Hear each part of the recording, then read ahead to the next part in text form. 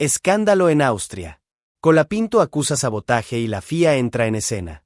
Suscríbete ahora y no te pierdas esta bomba que puede cambiarlo todo para el futuro de Franco Colapinto. Porque si esto se confirma, no estamos hablando de un simple error, sino de un atentado contra la carrera de un piloto que está rompiendo el molde. La bomba explotó en Spielberg. La montaña austríaca, que normalmente regala postales de ensueño, fue testigo de una de las declaraciones más duras y valientes del año. Después de un viernes gris, tras una jornada para el olvido, Franco Colapinto bajó del coche con el rostro endurecido por la bronca, los ojos inyectados de frustración y las palabras medidas, pero letales. Esto no fue un accidente. Ya sabemos lo que pasó. Silencio. Micros encendidos. Cámaras capturando cada segundo. El paddock entero se congeló. No levantó la voz. No necesitó gritarlo para que doliera. Lo dijo con una frialdad quirúrgica. Con esa mirada que ya no es de un novato, sino de alguien que entiende perfectamente el juego que se está jugando. Y en ese instante, lo que era una sospecha flotando entre murmullos se convirtió en una denuncia pública. Colapinto no solo insinuó un sabotaje, lo confirmó. Y lo hizo delante de todos. Los rumores ya venían girando desde Montreal. Desde que algo parecido había pasado en Canadá. Pero esta vez no se guardó nada. Esta vez no hubo intermediarios. El propio Franco, con voz firme, le tiró una bomba al equipo. Lo que antes se podía relativizar como un problema técnico más, ahora pasó a tener nombre y apellido. No fue una falla. No fue mala suerte. Fue algo provocado. Y ese algo, según Colapinto, fue deliberado. Lo más impresionante no fue la frase en sí. Fue el contexto. Un piloto de apenas 21 años, en plena etapa de evaluación, jugándose su futuro en la máxima categoría, sabiendo que cualquier palabra fuera de lugar puede costarle una temporada, y aún así, se planta. Lo dice. Lo denuncia. Y deja en evidencia a Alpine. Porque si Franco lo dijo, es porque ya no le quedaba otra. Porque lo venía masticando en silencio. Porque se lo vienen haciendo desde hace tiempo. Y esta vez, eligió no tragárselo. Para entender la gravedad de lo que pasó, hay que mirar los detalles. Porque en Fórmula 1, nada se deja al azar. Y cuando un piloto sale a decir que su coche fue manipulado, hay que empezar por los hechos. Y los hechos gritan. Durante la segunda sesión de entrenamientos libres del Gran Premio de Austria, el auto de Colapinto empezó a comportarse de manera errática. No respondía como debía. Se movía mal. Se volvía impredecible en los tramos rápidos. Franco lo notó en la primera vuelta. Lo dijo por radio. Y nadie, absolutamente nadie, le dio una respuesta concreta. Los técnicos de su entorno revisaron los datos y encontraron la primera alerta.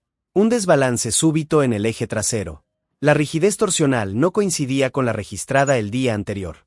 La altura del tren trasero había cambiado. Y eso en F1 no pasa solo. No es magia. No es desgaste. Es modificación. En otras palabras, el auto no era el mismo que se había preparado y validado en simulador. Era un coche distinto. Uno que no podía competir. Pero eso no fue todo. Durante 3 vueltas consecutivas, el sistema híbrido MGUK perdió potencia sin razón aparente. El Alpine de Colapinto cayó hasta 9 km/h en las rectas. Y no hubo sobrecalentamiento. No hubo exceso de uso. Simplemente dejó de entregar energía. ¿Y cuándo pasó? Justo cuando Franco venía en ritmo fuerte. Justo cuando se estaba acercando peligrosamente a los tiempos de los titulares. ¿Coincidencia? ¿O ejecución quirúrgica? Y como si no bastara con eso, llegó el dato más inquietante. 4 sensores críticos del coche se apagaron sin causa visible. Presión de frenos. Diferencial. Suspensión. Distribución de torque. Todos, desconectados. Y lo más extraño, volvieron a funcionar una vez terminada la sesión. Sí, escuchaste bien. Se apagaron durante la tanda. Y mágicamente, regresaron cuando ya no servía de nada. Es como volar un avión sin instrumentos, en plena tormenta, con los ojos vendados. Eso fue lo que vivió Colapinto. Y todavía hay más. Cuando volvió al box, tomó asiento, revisó telemetría, comparó con lo que habían trabajado en Enstone, y descubrió que el setup había sido alterado. El reparto de frenada estaba desplazado hacia atrás. El mapa de entrega energética no coincidía con el diseñado en simulador. Incluso la suspensión delantera tenía valores que jamás se discutieron en la reunión técnica. ¿Y la respuesta del equipo? Un lacónico. Todo está dentro de lo esperado. ¿De verdad? ¿Todo esto es lo esperado? Franco no lo creyó. Y un ingeniero que lo acompañó en F3 se lo dijo bajito. Esto no es un error. Alguien tocó lo que no tenía que tocar. Todo esto, en un fin de semana clave, donde se lo estaba evaluando, donde Alpine presentaba piezas nuevas, donde Franco sabía que lo estaban observando desde Renault, donde cada vuelta contaba. Pero le dieron un coche roto, un auto modificado sin aviso, y encima, lo obligaron a callarse. Esta vez, no lo hizo.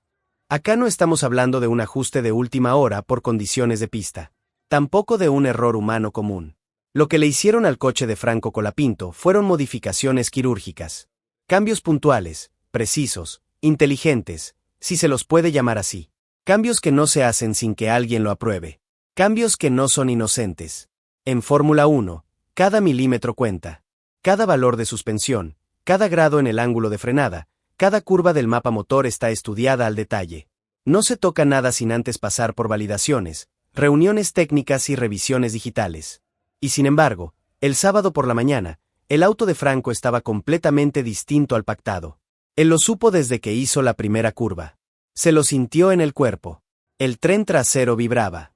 El coche no se afirmaba en los sectores rápidos. Era como si lo hubieran soltado con un coche de otra categoría. Pidió explicaciones. Preguntó por radio. Y lo único que recibió fue una frase fría, vacía, sin convicción. Todo está dentro de lo esperado. Una respuesta que huele a evasiva, a encubrimiento, a mentira descarada. Porque cuando bajó del coche y comparó la telemetría con lo que había practicado en simulador durante la semana, encontró las diferencias clave. El reparto de frenada, desplazado hacia atrás. El mapa de energía alterado, con menos entrega en tracción. El dibujo de suspensión delantera, retocado para limitar su entrada en curva. El comportamiento del MGUK, sin progresión en plena recta. Y ahí apareció un ingeniero. Uno que conoce a Franco desde sus días en la F3. Uno que ya no trabaja directamente con su monoplaza, pero que todavía tiene acceso a datos.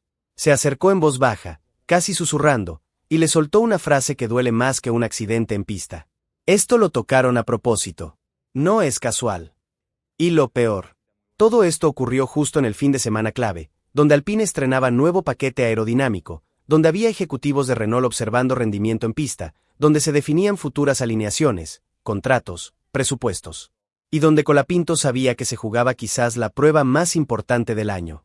Ahora bien, ¿quién puede haber ordenado esto? Porque en Alpine no cualquiera mete mano en el setup. El acceso al software del coche, a los mapas híbridos, a los parámetros de suspensión y telemetría, está altamente restringido.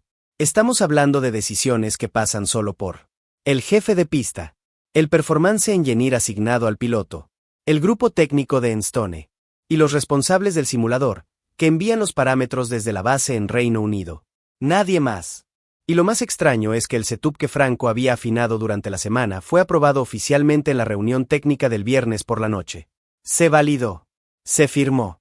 Y no hubo objeciones. Ese setup estaba pensado para él. Para su estilo agresivo. Para atacar los sectores rápidos del Red Bull Ring, donde podía marcar diferencias.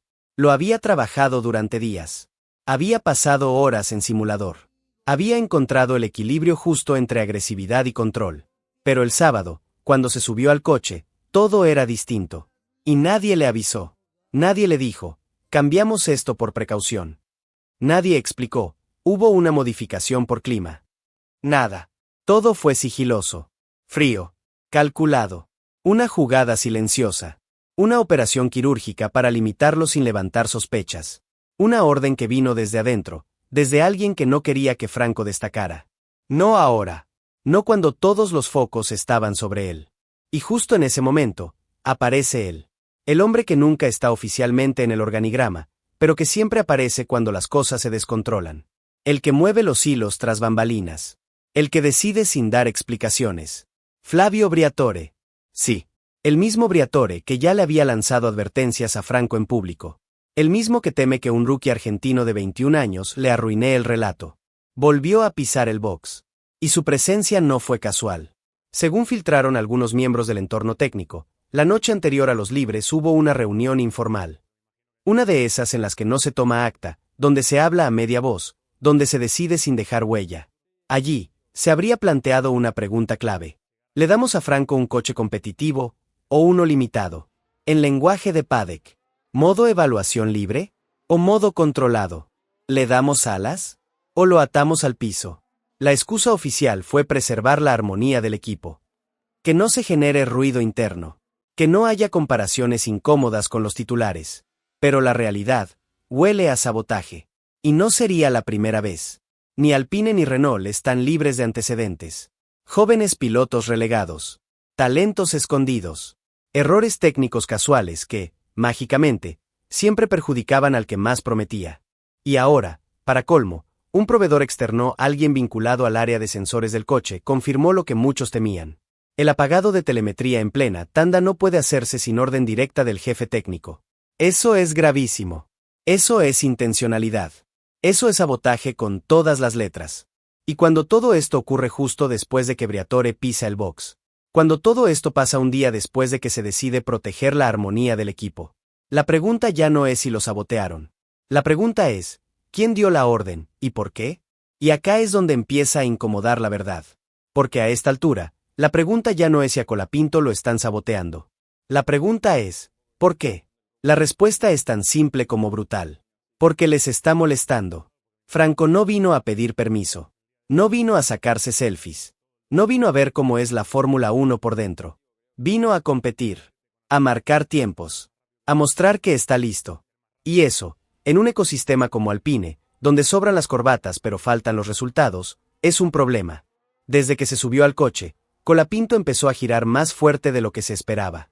En tanda larga, fue más sólido que uno de los titulares. En simulacros de clasificación, estuvo a décimas. Y todo esto, sin experiencia oficial. Sin favoritismos. Sin pedir trato especial. Solo con talento. Solo con trabajo. Solo con hambre. Y claro, eso incomoda. Porque cuando un rookie argentino de 21 años empieza a poner en duda la continuidad de pilotos con contratos millonarios, el que queda mal no es él. Es el titular que no rinde. Y eso, no se perdona. En una estructura como la de Alpine, donde el status quo se defiende con uñas y dientes, donde los sillones pesan más que los cronómetros, el que molesta se transforma en amenaza. Y Franco, con su talento, con su enfoque, con su frialdad, está desnudando falencias internas. Está demostrando que no hace falta tener 100 grandes premios encima para ser rápido. Y eso pone en jaque a más de uno. ¿Querés un ejemplo claro? Hay un piloto titular de Alpine, no hace falta dar nombres, que hace meses viene acumulando errores, quedando fuera de los puntos, generando ruido con la prensa. Y cuando Colapinto, con menos recursos, con menos vueltas, empieza a igualarlo en telemetría, se prende la alarma. Porque si Franco empieza a destacar sin que nadie lo impulse desde arriba, sin marketing y lobby, entonces deja en evidencia a los que sí fueron empujados artificialmente al asiento. Y ante eso, la maquinaria se defiende. ¿La táctica? Desacreditarlo. ¿El método? Sabotaje técnico disfrazado de problemas mecánicos. ¿El objetivo? Frenarlo, confundirlo, desestabilizarlo. Pero esta vez, Franco no cayó. Y lo dijo con todas las letras. Mientras el garaje de Alpine guarda silencio absoluto, sin voceros, sin comunicados, sin respuestas, la FIA ya se puso en movimiento.